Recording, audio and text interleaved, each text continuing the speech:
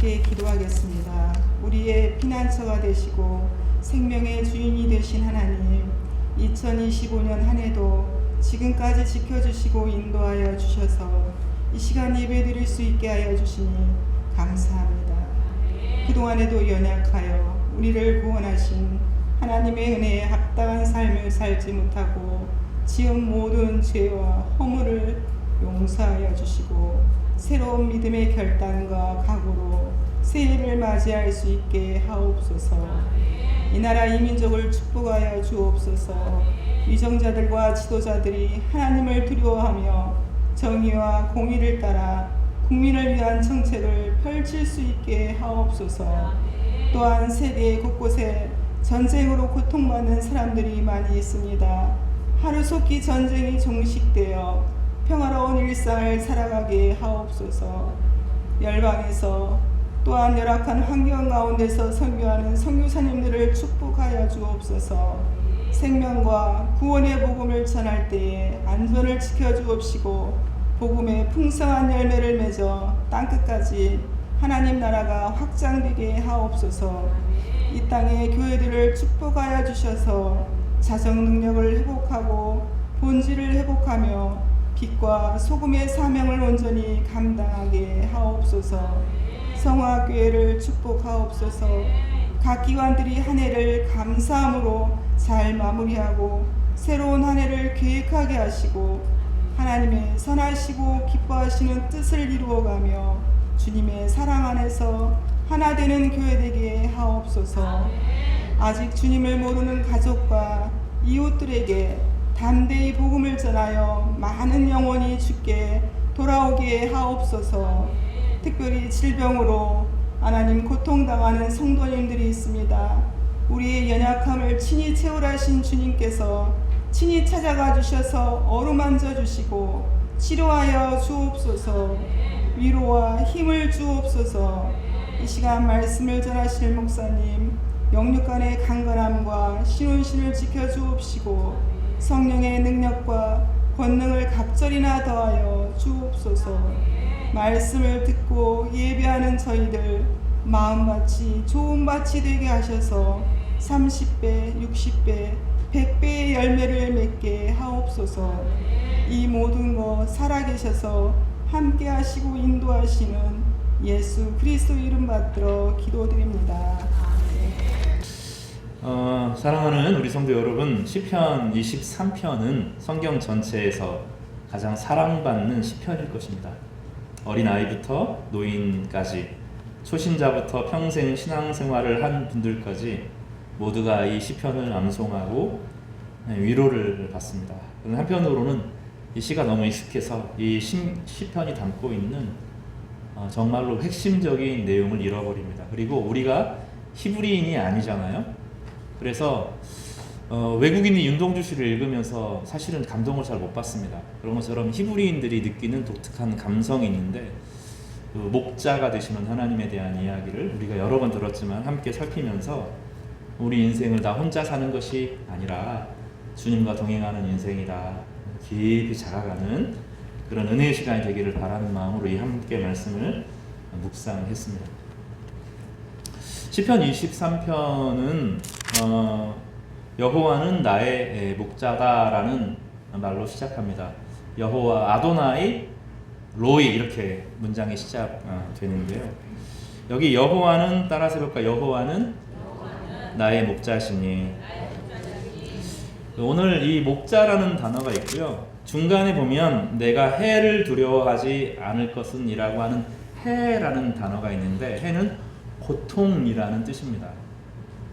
외부에서 오는 어려움을 통해서 내가 당하는 고통에 대해서 해라고 부릅니다. 그런데 이 해를 여러 번 제가 말씀드렸지만 이 해를 고통을 성경에서는 라라고 하는 독특한 발음을 씁니다. 아라고 하는 소리가 고통을 지르는 소리잖아요. 아 하는 이 아라고 하는 이름으로 이름을 지은 사람이 있어요. 아들 고통 벤아민 하면 고통의 아들이라는 뜻입니다. 베노음이라고 하는 그것을 이제 벤야민으로 이름을 바꿨는데 고통이라는 뜻입니다. 그게 네, 또 다른 고통의 표현이 이 해라고 말하는 표현인데 이것을 알 발음을 써서 여기 깊은 곳에서부터 이 소리가 터져 나오는 인생의 마지막까지 몰려서 내 인생 끝에서부터 더 이상 못 견디겠어 하는 하는 이 소리를 라라고 하는데 이것을 해라고 본문에서는 쓰고 있습니다. 그런데 이 해라고 하는 단어를 목자가 양을 치다라고 하는 단어 동사형, 해라고 하는 명사형을 동사로 쓰면 목동으로 양을 친다, 양을 돌본다라는 단어를 쓰면 똑같이 동음 이의어고 단어까지 똑같은 단어가 등장을 하는데 그 단어도 라라는 단어입니다. 그러니까 이 라라고 하는 단어는 해를 당하다, 고통스럽다라는 뜻과 더불어서 목자가 양을 치다라는 뜻입니다. 이해가 되시죠? 같은 단어입니다. 우리나라에도 그런 단어가 있죠. 배를 타다, 배가 고프다, 배를 먹다. 각각 똑같은 단어지만 세 가지 의미를 가집니다. 그러나 세 가지 의미는 각각 따로따로 놀죠. 연관이 없습니다. 근데 히브리서는 달라요. 라와 라는 목자, 양떼들이 고통당하는 것을 목자가 돌보다라고 하는 단어로 라를 붙여놓습니다. 라를 쓰면 양의 고통을 목자가 돌본다 이런 뜻이 됩니다. 따라서 해볼까? 라라. 이렇게 됩니다. 라라 똑같이 깊은 곳에서부터 라라 이렇게 되는 거죠. 그 라를 명사형으로 바꾸면 목자가 양을 치다 돌보다라고 하는 목자형으로 바꾸면 로가 되는데 자꾸 강의하는 것처럼 말하지만 오늘 본문에 있는 중요한 설명이기 때문에 그렇습니다. 로가 목자가 되는데 그거를 나의 목자라고 부르면 이를 붙입니다. 그래서 로이 이렇게 돼요. 그거를 한 단어로 우리는 나의 목자 따로따로 붙어 있는데 히브리서에서는 이게 딱 붙습니다. 붙어서 나의 목자가 하나로 되어 있어요. 로이 해볼까요? 로이. 다윗의 인생에 라의 순간이 얼마나 많았겠어요. 사울에게 쫓겨서 광야 생활하는 인생은 그냥 어려움이 아니라 정말로 어려운 인생이었습니다. 입에서 단내가 날 정도로 도망갑니다. 여러분 뛰다가 숨이 차면 어떻게 돼요? 폐가 막 터질 것 같잖아요. 그래서 막 땀이 막 비 오듯이 쏟아지고 입에서 단내가 나고 막 이런 상태가 되죠. 그때 나오는 소리가 라입니다. 라. 너무 고통스럽다는 거예요. 그러니까 이 오늘 본문은 그 고통이라고 하는 것을 삶의 중심에 두고 이야기를 하는 거죠. 그러나 다윗의 인생이 이제 마지막에 자신의 유언처럼 남겼던 시편 23편에 그 고통이 나를 이끌지 않았다는 거예요. 고통은 하나의 통과하는 과정이었고 내 인생의 시작과 끝이 하나님이 나의 목자가 되는 인생이었다고 고백하는 겁니다. 다윗이 사울에게 쫓길 때 죽도록 도망갔습니다. 먹을 것이 없어서 며칠을 쫄쫄 굶기도 했습니다. 블레셋에 내려가서 미친 척을 하면서 오줌을 질질 깔기는 그 수치를 경험하기도 했습니다. 나중에 왕이 되고 나서도 압살롬이 반역을 일으켜서 궁지에 다윗을 몰아넣어서 어떻게 할 수 있는 방법이 없었습니다. 겨우겨우 죽어야 마땅한데 겨우겨우 도망을 가기도 했습니다. 다 인생은 라입니다. 삶은 고난의 연속이죠. 나중에 인생의 말년에 그 큰 죄악을 저지르기도 했고 베냐민 압살롬 사건 전입니다. 내가 이렇게까지 형편없는 사람인가 하고 자기 자신에 대한 깊은 실망을 표현하기도 한 것이 다윗입니다. 나중에 그러나 다윗은 하나님이 나의 목자가 되셨다고 이 시편을 유언으로 남깁니다. 그러니까 시편 23편은 어린아이의 목가가 아니라 그저 궁궐에서 호사를 누리면서 풀 뜯는 양떼들을 보며 평화롭다 하면서 여호와는 나의 목자다고 그렇게 부르는 게 아니라 목자 출신인 다윗이 자기 양떼를 돌보았던 경험을 가진 다윗이 또 자기를 따르는 600명을 험난하지만 어렵게 끌고 왔던 다윗이 나의 인생은 너무 고통스러워 로라 이렇게 말하는 것이 아니라 그러나 그 인생은 고통만 있는 것이 아니라 나를 이끄는 목자가 있었어 라고 고백하는 시입니다. 그래서 여호와는 우리는 나의 목자 이렇게 되는데 내 목자 이렇게 줄여서 말해야 됩니다. 나의 목자, 로이 나의 목자가 되었다 이렇게 고백합니다. 사랑하는 성도 여러분, 지난 한 해 여러분의 삶 가운데는 어떤 고통이 있었습니까? 그 고통이 나를 파괴하는 것처럼 보이고, 그 고통이 나를 무너뜨리는 것처럼 보이고, 그 고통이 나를 괴롭히는 것처럼 보이는 순간이 무엇이었습니까? 때로는 자녀가 우리 인생을 힘들게 합니다. 때로는 직장 동료가 우리를 힘들게 합니다. 때로는 병이 우리를 힘들게 합니다. 때로는 미래가 보이지 않는 그 고통이 우리를 힘들게 합니다. 그래서 단뇌가 나고 인생이 무너지고 도무지 기대와 소망을 다 가질 수 없을 만큼 절망에 빠지는 라의 순간이 있었습니까? 그러나 그것이 하나님이 함께 하시면 나의 그 고난과 고통을 함께 통과하시는 목자와 함께하는 여정이 되는 것입니다. 다윗은 내 인생은 고통이 나를 잠식하는 순간에 쌓여 있는 것이 아니라 그 고통들을 통과하는 삶의 아름다운 여정이었다라고 고백하는 겁니다.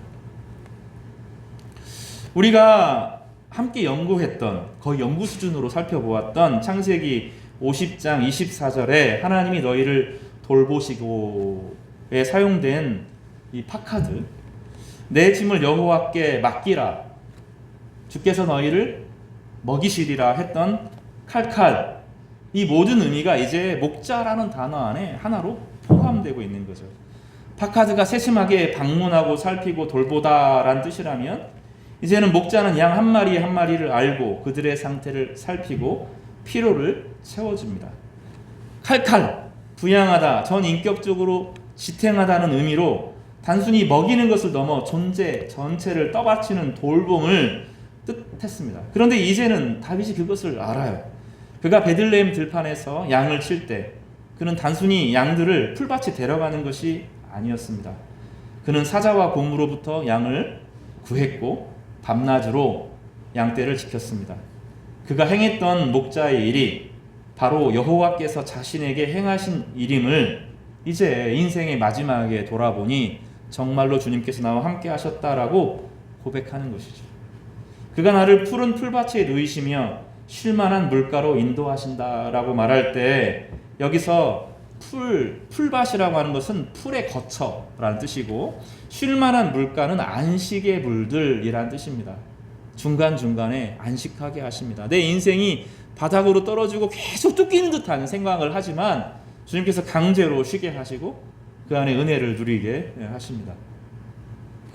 지난 52번의 예배 가운데 하나님께서 종종 우리 가운데 이 안식의 물들을 먹게 하셨습니다. 찬양 집회를 통해서 안식을 누리게 하셨습니다. 홈커밍 데이를 통해서 하나님의 위로를 누리게 하셨습니다. 소풍을 통해서 성도들과 함께 교제하며 걷도록 하셨습니다. 함께 기도하게 하시고 누군가 나를 지탱하고 기도하는 사람들이 있다는 마음 가운데 우리의 삶이 절망으로 무너지는 순간에 다시 힘을 내기도 했습니다. 이건 목가적인 표현이 아닙니다.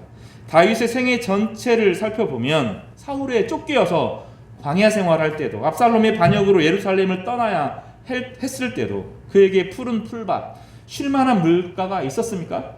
없다 하는 것이 정상인데 아니라는 거예요. 중간중간에 하나님이 예상치 못한 다윗에게 지원자들을 보내주셨고, 예상치 못한 경제적인 도움을 허락하여 주셨고, 예상치 못한 성령의 감동을 허락하여 주시고, 하나님의 말씀을 통하여서 그를 이끌어 내셨던 것입니다.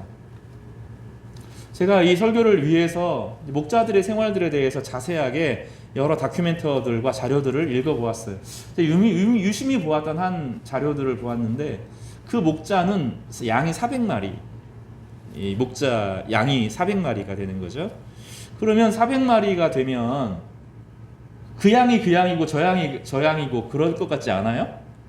근데 400마리가 되는데 그 양이 매 울면 무슨 양이다 하는 것을 딱 안다는 거예요. 저 세로미 양이구나. 매 이렇게 울면 저는 저기 완식이 양이구나. 딱 안다는 거예요. 다 안다는 거예요. 왜 이렇게 울면 또 무슨 양이다 다 안다는 거예요. 목소리가 다 다르다는 거예요. 생김새가 다 다르다는 겁니다. 안다는 거예요.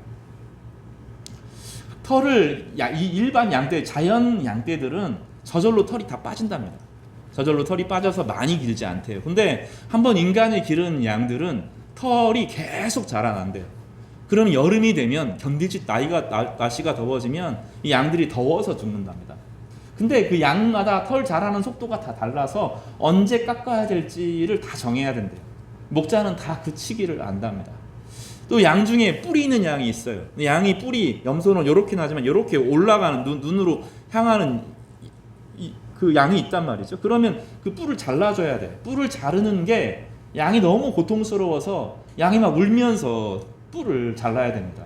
그러면 목자도 울고 양도 울어요. 그러니까 우리의 인생에서 때로는 우리의 교만과 같은 그것이 더 잘하게 되면 우리를 무너뜨리게 되는 그거를 잘라야 되는 거죠. 그 자를 때 하나님도 우리를 꺾는 게 싫으시고 우리도 그 고통의 순간을 통과하는 것이 너무나 힘들다는 거예요. 그러나 그걸 안 할 수가 없다는 거예요. 목자는 다 안다는 거. 400마리의 양떼들의 소리, 환경, 조건들을 다 안다는 겁니다. 양이 만약에 양 한 마리가 이탈을 하면 정말로 그 팔레스타인의 목자는 자기와 동행하는 강아지가 이제 있는 거죠. 그 양떼를 돌보는 개가 있는 거예요. 그러면 걔 딱 맡겨놓고 그러면 이제 빙빙 돈다는 거죠. 양떼를 돌고 그 개는 계속 이제 도는 거죠. 못 가게. 그러면 그 한 양떼를 찾아서 목자는 찾고 찾는다는 거예요. 이 양떼가 완고해요. 자기 뜻대로 양은 순하지 않고 자기 뜻대로 계속 가려고 하는 거죠. 완고하고 고집스럽고. 그러면 목자는 두 가지로 돌보는데 막대기, 오늘 본문에 보면 지팡이와 막대기로 아니하시다 이렇게 돼 있는데 지팡이는 워워워워 할 때 쓰는 겁니다. 워워워워 할 때 쓰는 거죠. 그리로 가면 안 돼 하고 이리로 가면 위험해, 새길로 가면 안 돼 하고 워워워 하는 거죠. 근데 우리가 착한 사람이 아니거든요. 우리가 다 이 안에 있어도 다 야수의 본성을 가지고 있고 다 찌르는 가시가 있고 또 마음이 막 확 무너지면 절망하는 마음들이 다 있다고요. 다 예쁘고 착해 보이고 멋있어 보이지만 우리 안에 약점들이 다 있다고요. 목사님은요 이야기하면 상상도 못할 겁니다. 이제 제 아내한테 한번 물어보세요. 며칠을 이야기할 겁니다. 제 남편은 이게 문제고요, 이게 문제고, 이게 문제고, 신앙도 없고요, 믿음도 없고요, 쭉 이야기할 거예요. 약점이 너무 많다고요. 근데 신앙생활을 하면 할수록 진짜 예수 그리스도가 죽지 않으면 안 되는구나 하는 걸 절감해요. 기독교에서 요거를 타협하려고 하는 사람들이 많은 교리도 있어요. 왜냐하면 예수님 믿고 다 용서해 주신다 그러면 사람들이 그거 악용해서 죄짓고 회개하고 남 괴롭히고 정의, 공의 없어지는 거 아니냐. 주님을 따르도록 오신 것이지 주님이 우리를 속죄하러 온 것은 아니다라고 기독교 윤리주의 안에서 가르치려고 하는 수많은 시도가 있었다고요. 근데 아니에요. 그 깊이를 몰라요. 하나님이 죄인된 우리와 얼마나 함께 하시고 그 죄인된 우리를 사랑하셔서 어떻게 자기를 비우시고 어떻게 자기의 연약함, 그 인간의 연약함과 함께 하셨는지에 대한 기가 막힌 스토리를 알지 못하면 이 복음의 진짜 진수를 모릅니다. 그래서 진짜 놀라운 것은 죄가 더한 곳에 은혜도 더한 거예요. 내가 죄가 없고 상대방도 죄가 없는 그런 공동체를 만들려고 하면 그럼 윤리학교, 철학학교에 가야 되는 거죠. 이 교회는 그런 의미 아니라는 거예요. 허물투성이 있는 사람들이, 상처투성이인 사람들이 주님께서 워워 흩어지면 워워, 저리 가면 워워, 버리지 않고 또 워워 이렇게 해야 된다는 거죠. 그래서 한 양떼를 불러 모아서 공동체를 이룬다는 거예요. 그게 주님이 우리의 목자가 되심에 대한 이야기입니다. 우리 안에 그 못된 본성들이 있어요. 여전히 꺾이지 않는 못되고 악한 본성들이 다 있다고요. 어떤 사람은 무지무지 게을러요. 일하기 싫어가지고 겨우겨우 합니다. 어떤 사람은 버럭버럭 화를 내요. 이제 그런 분 있어요. 제가 가까이 아는 이제 새벽 예배를 오래 하면 목사님들이 좀 화가 많아요. 저를 비롯해서 수면 부족 장애를 가진 사람들이잖아요. 목회자들은 영성을 추구하지만 한편으로는 다 수면 장애거든요. 6시간 이상 자는 목회자들이 거의 없어요. 그러면 이 수면 장애라는 게 혈기가 부룩부룩 나오거든요. 그런 게 다 있다고요. 올바르다고 생각하니까 버럭버럭 화를 낸다고요. 그런 목회자들 제가 주변에 많이 알아요. 또 끊임없이 우울에 빠지는 사람이 있어요. 조금만 힘들면 나는 우울해, 나는 힘들어, 나는 소망이 없어, 나는 과거에 이래, 나는 MBTI가 이래서 이래, 나는 혈액형이 이래서 그래, 나는 A형이라 소심해, 뭐 이러면서 자기 핑계를 대는 거죠. 나는 어쩔 수가 없이 우울하게 태어나서 우울하게 살다가 우울해 죽을 거야. 이런 사람이 있다고요. 목자가 그걸 다 바꾼 게 아니에요. 우리 인생에서 그 양떼들을 데리고 산다고요. 주님이 우리를 이끌어 가신다. 그러니까 착하고 순수하고 예쁘고, 야 가자 그러면 착착착 양떼들이, 야 줄 서 그러면 줄 딱 서갖고 탁탁탁탁, 이런 양떼들이 아니라고요. 가다가 뭐 예쁜 뭐 하나 보이면 해찰하고 뭐 맛있는 거 같이 보이면 거기 따라가고, 뭐 이게 펄펄펄 뛰고 다니고, 이게 양떼들이죠. 그러면 목자가 어떻게 해요? 저놈 또 속썩였네, 이렇게 안 한다고요. 어떻게 해요? 워워워 이렇게 하는 거죠. 워워워워 하면서 그 막대기로, 지팡이로 이렇게 이끕니다. 막대기는 보통 무기를 쓸 때 막대기라는 표현을 씁니다. 물맷돌을 다는 막대기가 있거든요. 보통 그걸 막대기라고 해요. 외부에서 적이 오면 물매를 꺼냅니다. 회전력이 막대기와 줄이 달려 있어서 같이 회전력을 이용해서 적을 쫓아냅니다. 사자와 곰과 늑대와 이런 것들을 목자는 다른 것에 의지하지 않고, 칼을 쓸 때는 늦어요. 이미 칼을 쓰기가 힘들어요. 위험한 거예요. 칼을 쓸 정도가 되면 위험합니다. 그러니까 목자가 기본적으로 쓰는 도구는 이 막대기입니다. 막대기로 물매를 돌려서 사자를 쫓아내고 곰을 쫓아내고 늑대를 쫓아냅니다. 나중에 보면 이게 예수님께서 우리를 향하여서 하신 사랑임을 깨달아요. 이스라엘 백성들이 완악했어요. 양떼는 항상 자기 길로 갑니다. 자기 고집대로, 자기 방향대로, 자기 기질대로 가요. 우리는 두 가지를 같이 경험하죠. 하나님은 있는 그대로 나를 사랑하셔요. 맞잖아요. 내 기질대로 사랑하셔요. 우울하면 우울한 대로 사랑하셔요. 주님께서는 참 너는 깊이가 있다, 이렇게 이야기해요. 버럭버럭하면 참 너는 진리를 사모하는구나 하고 주님께서 인정해 주신다고. 소심하고 막 힘들면 늘 뭐 남 따라가기만 하고 그러면 주님께서 우리를 또 격려하시죠. 너는 참 온유하구나, 이렇게 이야기해 주신다고요. 주님은 우리에게 맞춰주셔요. 그러면서 우리를 한 사람 한 사람, 부족한 사람들을 함께 모으도록 하시는 거죠. 그래서 사실 따지고 보면 고린도전서 전후서가 저는 맞다고 생각해요. 고린도전서의 전후서에서 바울이 교회를 뭐라고 표현하냐면 참 시시하다, 이렇게 표현해요. 세상에 너희 중에 알아주는 사람 없고, 너희들이 세상에 성공한 사람도 없고 돈 있는 사람도 없고, 근데 고집은 세고 은사 하나 받았다고 막 자랑하고 설치고 경쟁하고 싸우고, 그게 우리의 시시한 모습이야. 근데 주님은 우리를 시시한 사람들을 어떻게 하셔요? 시로 만드시죠. 시로, 포이에마로. 여러 번 이야기하지만 하나님의 작품으로, 너희는 하나님의 만드신 바라. 이게 하나님의 작품이란 뜻이거든요. 하나님의 작품을 우리말로 정확하게 번역하면 작품이라고 하면 안 되고 하나님의 시고 이렇게 써요. 언어의 최고봉을 시라고 생각했거든요. 하나님은 너희는 하나님의 시야, 이렇게 말하는 거죠. 세상에서는 시시한 사람이지만 하나님 보시기에는 시가 되는 거죠. 그래서 제가 요즘에 되게 좋아해요, 이 말을. 시와 시들의 모임. 그래서 우리는 시시한 사람들이다. 남 보기에는 시시하지만 시와 시들의 모임이다. 재밌지 않아요? 우리는 시시하지만 하나님의 시고 하나님의 작품입니다. 그 믿음으로 살아가는 거죠. 우리가 진짜로 막 착하고 곱고 순하고 그런 양떼가 아니라고. 양은 그렇지 않아요. 고집스럽고 완고하고, 목자가 눈도 안 좋으면서 멀리 보는 것처럼 착각하고, 그리고 뭐 원하는 대로, 목자가 원하는 길로 안 가고 늘 자기 길로 간다고요. 그래서 그 결과가 무엇입니까? 4절에 보면 내가 사망의 음침한 골짜기로 떨어지는 거예요. 여기 사망의 음침한 골짜기는 사망의 그림자란 뜻입니다. 사망의 그림자, 주님을 따르지 않고 주님을 거스리고 내 기질대로, 내 뜻대로, 내 욕망대로, 내 방대로 나는 나야 하는 방식으로 인생을 살았더니 결국 해를 당하는 거죠. 그러나 주님께서 해를 너 꼴 당해봐라, 이렇게 하지 않는다는 거예요. 그 안에서 다시 일어나죠.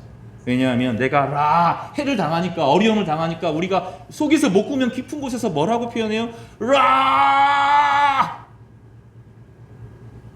한 해 동안에도 저도 그런 순간이 많았어요. 하나님 못하겠어요. 이런 순간들이 있다고요. 근데 그 순간에 앞에 우리를 이끄는 주님이 계시죠. 로이가 계셔요. 그러니 그 해가, 목자의 은혜가 임하니 두려움이 사라지죠. 그래서 우리를 기어이 어떻게 만들어요? 주께서 나와 함께 하신다. 내가 두려워하지 않는다. 두려움이 분노를 만들거든요. 두려움이 미움을 만들거든요. 두려움이 공격을 만들어내거든요. 이거를 모든 것을 치료하시고 우리를 이끄시는 하나님, 우리와 동행하시는 하나님이 계시니 라가 목자를 만나니 두려움이 아니라 나와 함께 하시는 임마누엘 하나님, 파카드 칼칼의 하나님이 직접적으로 같이 하시는 하나님의 인도하심을 경험하게 되는 것입니다. 여기서 내가 사망의 음침한 골짜기로 다닐지라도 라고 말할 때 걷다 다니다 한 번 가는 게 아니라 계속 그 짓을 한다는 거예요. 제 표현은 좀 거칠게 해서 모르지만 계속 같은 잘못을 반복한다는 거예요. 어느 날 양떼가 목자가 가르치는 거죠. 너 이렇게 하고 이렇게 하고 이렇게 하면 너 문제가 생기니까 하지 마. 그러면 매 하고 이야기하겠죠. 뭐 알아듣도 못해도 매 하고 가르치겠죠. 그러면 또 그 양은 같은 행동을 한다고요. 사람이 그래요. 사람이. 우리도 그렇고 같은 행동을, 같은 기질을, 같은 잘못을 반복하는 거죠. 그게 우리의 반복이 우리의 인생이잖아요. 그게 내 인생을 결정하는 거잖아요. 얼마나 많은 일을 반복하느냐. 우울한 사람은 계속 우울한 게 다라고 생각하는 거예요. 고집 부리면 나는 이 고집 기어이 고집 부려야 된다는 거예요. 나는 깔깔깔거리고 막 기분이 좋을 때는 막 살아갈 것 같은데 그게 아니면 막 죽을 것 같다는 거예요. 평온을 유지 못하는 거죠. 그게 우리 인생이라고 설명하는 겁니다. 나는 그 유혹에서 이기지 못하면 나는 어쩔 수 없이 그런 사람이라고 늘 이야기하죠. 계속 같은 것을 반복하는 거죠. 내가 사망의 음침한 골짜기를 계속 또 다니고 또 같은 행동을 반복한다는 거예요. 그런데 주님은 어떻게 하셔요? 그 옆에 있는 거예요. 양아 아니야 하는 거죠. 그 모세가 뭐라고 말해요? 세상에서 하나님께서 뭐라고 말해요? 너는 진짜로 온유하다라고 표현하죠. 200만 명을 모세가 끌고 오는데 쉬었을까요? 안 쉬었을까요? 어려웠다는 거예요. 모세가 이겨냈다는 거죠. 온유함으로. 기질과 혈기나 자기 고집대로 살지 않고 성령께서 하시는 말씀에 순종하기 위해서 애썼다는 거예요. 이게 우리가 평생 동안 훈련할 것이에요. 소심한 사람이 있어요. 하나님께서 그런 기질을 가지고 그런 부모와 그런 환경 속에서 소심하게 태어나게 하시고 그 환경에서 자라게 하시는 운명적인 거예요. 그러나 성령의 음성을 그가 듣기 시작하면 소심한 사람이 온유한 사람이 됩니다. 하나님께서 바꾸어 주십니다. 그래서 그걸 자기의 부모를 탓하면 안 돼요. 자기 기질을 나는 왜 그럴까 탓하면 안 돼요. 하나님께서 그걸 바꾸시기 때문입니다. 저는 이걸 믿습니다. 혈기가 있는 사람이 있어요. 사실은 올바르게 하고 싶어서 소리를 지르는 거예요. 바르게 살고 싶다는 거예요. 하나님은 그 사람을 진리에 맞게 남을 설득하는 사람으로, 진리의 분별력을 가르치는 사람으로 바꾸어 가십니다. 이게 하나님의 방법이죠. 우울한 사람이 있습니다. 그 사람은 깊이 있게 사고할 수 있도록 하나님께서 도와주십니다. 남이 보지 못하는 깊은 차원을 바라보고 생각할 수 있도록 하나님께서 빚어가십니다. 그래서 우리의 기질이 중요한 게 아닙니다. 하나님 그 기질을 아름답게 받으시고 우리가 연약하고 못됐더라 하더라도, 우리가 늘 실패하고 반복한다 하더라도 그 기질과 상황들을 바꾸셔서 우리로 하여금 가장 선한 모습으로 뭐로 만든다고요? 시로 만든다. 최고의 작품으로 만들어 가시는 것입니다.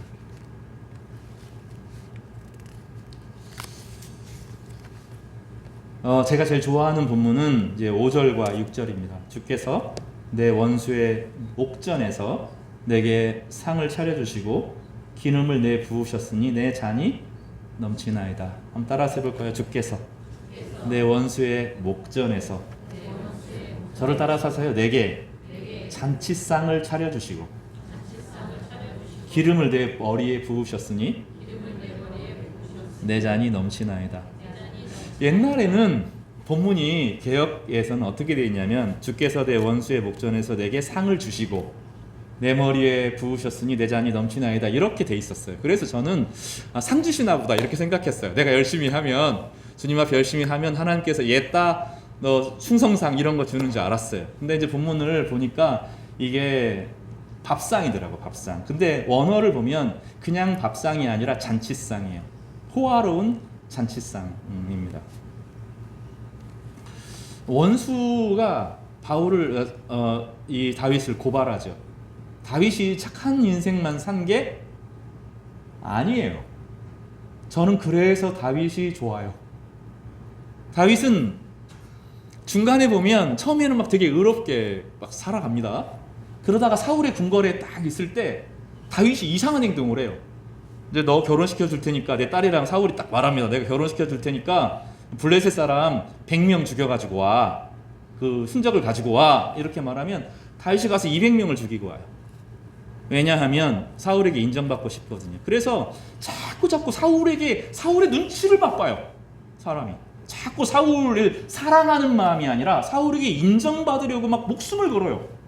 자꾸 이상한 행동을 합니다. 중간에 광야 생활을 오래 하고 경제적으로 어려우니까 욱했어요. 욱. 나발이란 사람이 먹을 거 안 주니까 욱 해가지고 나발 죽이러 가자 하고 자기 부하들을 막 이끌어가는 이상한 행동을 합니다.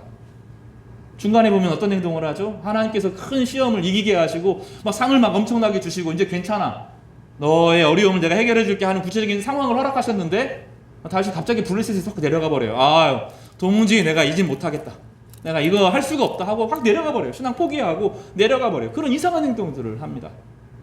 나중에 보면 그 압살롬, 자기 아들 압살롬의 동생, 여동생이 있는데 다른 이복 형제에게 그 어려운 일을 당해요. 그러면 다윗이 정당하게 딱 바로 심판을 딱 해야 되는데 이거를 안 해요. 바로 잡지를 못해요. 다윗이 바르게 심판하지 않아요. 중간에 막 하나님께서 하지 말라는데 세금 걷고 전쟁하려고 준비를 막 하다가 하나님께 혼나기도 해요. 다윗은 착한 사람이 아니었어요. 근데 우리는 자꾸 그런 생각을 하는 거죠. 착해야 하나님께서 나라와 동행하신다. 아닙니다. 그러면 하나님의 필터에서 다 빠져나갔을 거예요. 세상은 다 자격을 요구하고 다 기준을 요구합니다. 주님은 그렇지 않아요.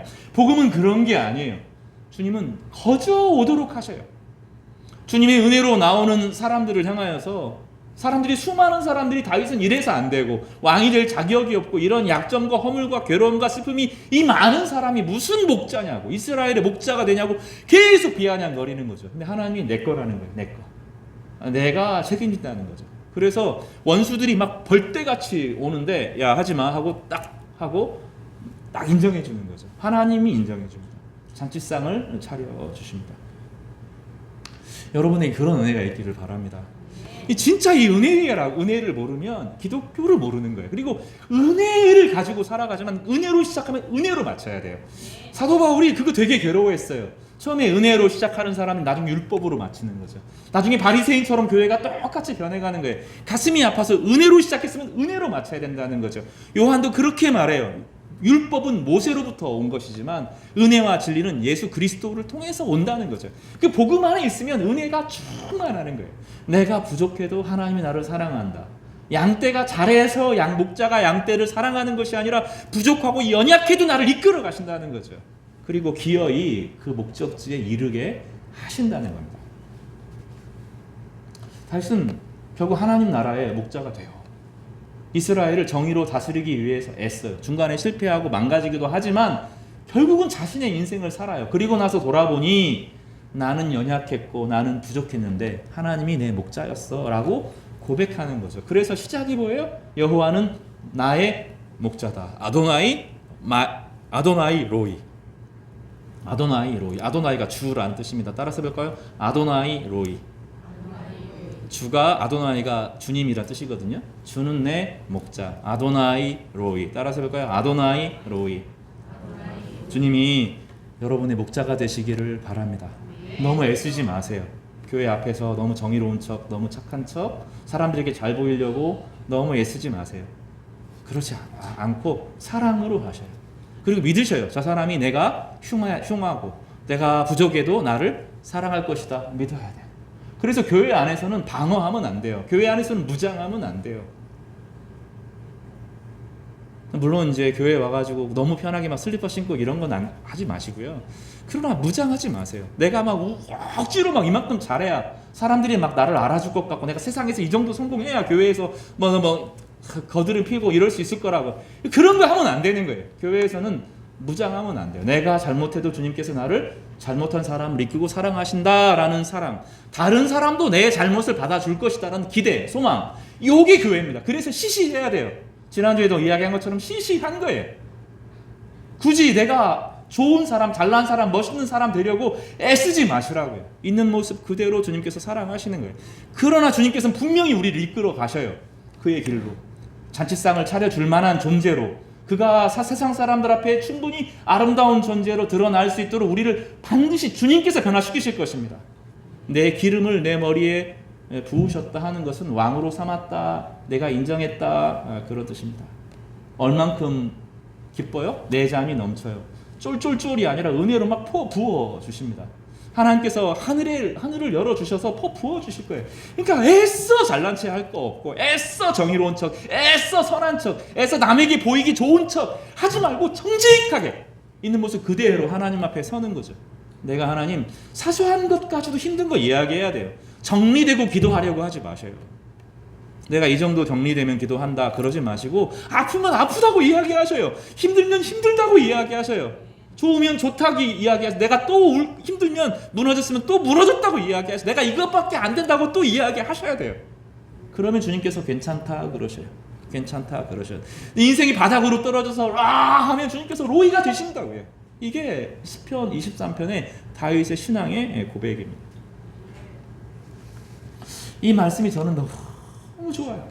주께서 내 원수의 목전에서 내게 상을 차려주시고 기름을 내 머리에 부으셨으니 내 잔이 넘치나이다. 여러분에게 이번 한 해, 또 새로운 한 해 가운데 하나님께서 잔치상을 차려주는 일이 있기를 바랍니다. 때로 그런 일이 필요해요.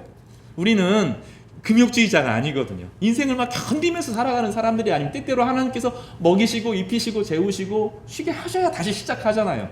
나중에 엘리야가 어떻게 해요? 하나님 나 못해요 하고 널브러지잖아요. 하나님께서 어떻게 하셔요? 이 사역자가 되는 놈이 이것도 못 참아? 견디고 참아? 이렇게 안 하잖아요. 어떻게 하셔요? 먹이고 재우고 먹이고 재우고 먹이고 재우죠. 다시 회복시켜 주십니다. 하나님은 인색한 분이 아니에요. 하나님은 후히 주시고 꾸짖지 아니하시는 분이세요.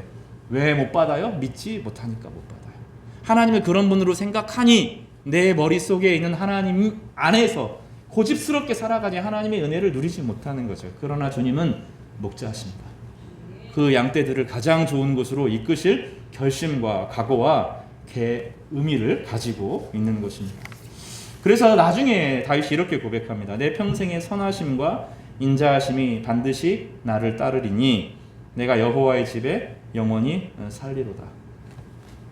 선하심은 그 유명한 토보입니다. 보시기에 좋았음. 내 모든 삶이 악하고 여러운 형편과 삶에도 불구하고 모든 안 좋은 것을 통해서 아름답게 하시는 하나님, 하나님께서 나를 선하심으로 이끄실 것입니다. 여러분의 모든 악조건들, 인생의 슬픈 경험들, 수많은 갈등들, 모든 것들이 있지만 하나님께서 그 모든 안 좋은 것들을 발휘해서 가장 의미 있고 가치 있는 존재로 여러분을 만들어 주실 것입니다. 다윗이 고백하는 것은 인자하심입니다. 그 유명한 헤세드라는 말입니다. 헤세드, 인자하심. 끝까지 책임지는 하나님의 사랑을 헤세드라고 부릅니다. 다윗이 늘 경험했던 것이 하나님의 선하심과 인자하심이었습니다. 그래서 다윗이 어떻게 고백합니까? 내가 여호와의 집에 영원히 살 것이다고 말합니다. 여기 보면 여호와의 집에 산다. 근데 문제는 뭐냐면 이때 성전이 있었어요, 없었어요? 천막밖에 없었어요. 텐트밖에 없었어요. 그러나 그 텐트이건 뭐건 간에 내 마음에 하나님 말씀을 둔다라는 뜻입니다. 다윗이 광야에서 배우는 것이 그것이었어요. 천막이 없고 예배당이 없고 아무것도 없어도 내 안에 하나님 말씀이 있고 그 자리가 기도하는 자리다. 기도하는 자리면 그게 여호와의 집이다. 우리 야곱이 그 고백하잖아요. 인생에서 쫓겨서 형에게 도망갈 때 돌베개 베고 하나 자면서 고통 속에 있을 때 하늘이 열리죠. 가장 낮아질 때, 자기 자신에게 실망할 때, 삶에 쫓길 때 하나님께서 무엇을 열어주셔요? 세상에선 보이지 않던 하늘의 문이 열리고, 야곱이 뭐라고 고백합니까? 이곳은 하나님의 집이다, 베델이다, 이렇게 고백하잖아요.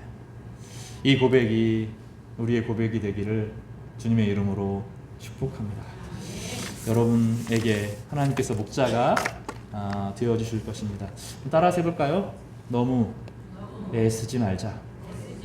남에게 잘 보이기 위해서, 남에게 인정받기 위해서, 남에게 사랑받기 위해서 너무 애쓸 필요가 없습니다. 따라서 해볼까요? 증명하려고 애쓰지 마라. 내 신앙, 내 의로움, 내 도덕 그럴 필요 없어요. 어떻게 생각해야 되냐면 하나님은 있는 그대로 나를 받아주실 것이다. 이 고백이 있어야 됩니다. 또 하나는 어떤 고백이 있어야 돼요? 교회는 완전한 사람들의 모임이 아니라 연약한 사람들의 모임이거든요. 시시한 사람들의 모임이거든요. 그러나 우리를 하나님께서 있는 모습으로 받아주시지 우리 성도들도 나의 연약함을 있는 그대로 받아줄 것이다. 이 고백이 우리 가운데 있기를 바랍니다. 저희 교회는 제가 그래서 좋아요. 저를 증명하려고 애쓸 필요가 없거든요. 어떤 모임에 가면 그렇게 불편할 수가 없어요. 내가 나를 내 업적과 내 능력과 내 기질과 막 이런 자격을 막 증명해야 될 것 같아요. 그러면 나를 막 과장하게 돼요. 내가 이 정도는 했어. 내가 이런 공부는 했어. 내가 이렇게 착해. 나는 속으로는 착한 사람이야. 막 그래야 사람들을 받아줄 것 같거든요. 근데 저희 교회 오면 그런 마음이 하나도 없어요. 편안해요. 이분들은 나를 있는 것처럼 받아줄 거라는 믿음이 있어요. 저도 그렇게 생각합니다. 여러분들을 제가 그럴 자신이 있어요. 어떤 모습, 어떤 상황, 어떤 형편이 있어도 하나님의 자녀로, 하나님의 양떼로, 하나님의 선한 하나님의 시로 제가 드릴 믿음이 있습니다. 제가 9년 넘게 이 교회에서 사역하면서 배운 것이 있다면 여호와가 나의 목자라는 거예요. 그리고 우리 전체를 이끄시는 목자가 계시니 두려워하지 않기를 바랍니다. 따라서 해볼까요? 라를 고쳐서 로이로 바꾸시는 하나님, 아도나이의 하나님이 여러분의 로이가 되시기를 주님의 이름으로 축복합니다.